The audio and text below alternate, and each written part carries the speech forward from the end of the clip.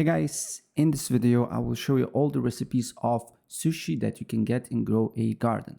In this case I will do a normal sushi that is 4 eggs bamboo and 1 corn, but as you can see here there is rare, legendary, mythical, divine and prismatic. You can stop the video and look for the basically recipes, or I will leave this link in the description below so you can easily check out all the recipes of the food that you can make.